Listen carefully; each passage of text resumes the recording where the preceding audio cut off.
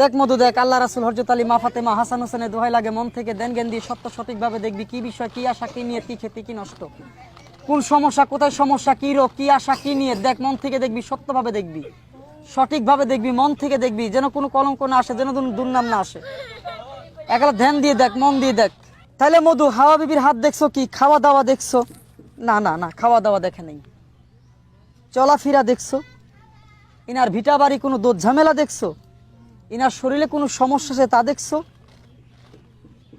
বলছে রাইট, ওনার শরীরে সমস্যা আছে। কোথায় সমস্যা আছে? ওনার সমস্যা কোথায় কোথায় আছে মধু? কমলি না, কোথায় কোথায়? বলছে 3টা জায়গায় আছে। 3টা জায়গায় আছে? হ্যাঁ। কোন জায়গায় আছে? কোন জায়গায় ওনার সমস্যা? হ্যাঁ হ্যাঁ, বুঝেননি? এটা বুঝেননি? কি আপনি মন করেন না টাইনা নেয়? ওই টাইনে নিছে, ওই যে দেখান, ওই দেখাইলো। এই হাঁটু থেকে, 2 হাঁটু থেকে কোমর পর্যন্ত ওনার ব্যথা আছে, আছে না খালা? আছে। আপনি হাঁটু থেকে কোমর পর্যন্ত ব্যথা আছে?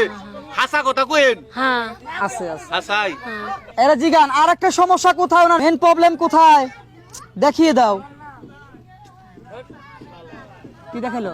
কি মাথায় ব্যথা মাথায় কি হইছে? ব্যথা মাথায় ব্যথা। তে তো উনি কি মাথা বান্দার খারাপ? কথা কি হাসা? হ্যাঁ হাসাই তো হাসাই না? ওনার কি মাথা খারাপ, পাগল না? তাহলে কি? ও বলছে অতিরিক্ত টেনশনে, অতিরিক্ত চিন্তা করে, অতিরিক্ত টেনশন করে রাত্রে ঘুমাইতে পারে না, এই কারণে মাথায় ওনার সমস্যা হয়েছে। হাসাই টেনশন করেন? কি টেনশন আপনি? এই যে এই বলে দিবে, বলে দিবে কিসের টেনশন, ও বলে দিবে। হ্যাঁ, আচ্ছা দেখি। কিসের টেনশন? গাড়ি বাড়ি ধন সম্পদ? না না না না, ধন সম্পদের টেনশন নাই।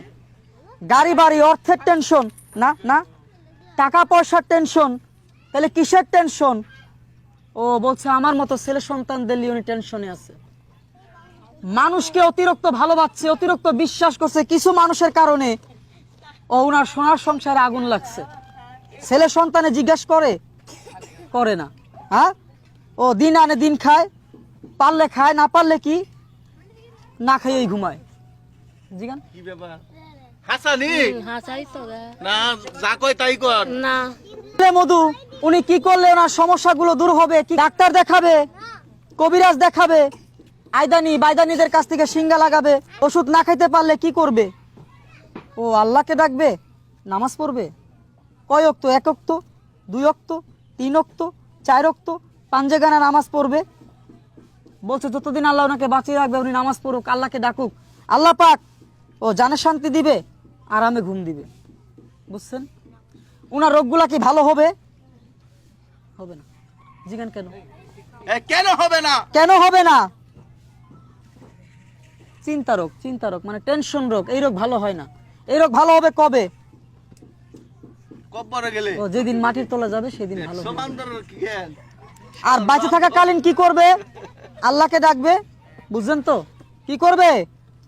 ওই আল্লাহকে ডাকেন, বলছে নামাজ পড়ে, নামাজ পড়বে, আল্লাহকে ডাকবে, নামাজ পড়বে, আল্লাহ ওনাকে রক্ষা রাখবে, শান্তিতে রাখবে। আর কিছু লিবি? তাহলে উনি তোমার টাকা সাহায্য 30টা টাকা লেই লেই লেই না না না না, লিমু না লিমু না। আচ্ছা আচ্ছা, ঠিক আছে ঠিক আছে ঠিক আছে ঠিক আছে ঠিক আছে, লিমু না লিমু না লিমু না লিমু না লিমু না, লেই লেই না না, থাক লিমু না। টাকা লইতে না করলো, টাকা নিব। এমনি গরিব মানুষ না খায়া রইছে। দেখছেন তো?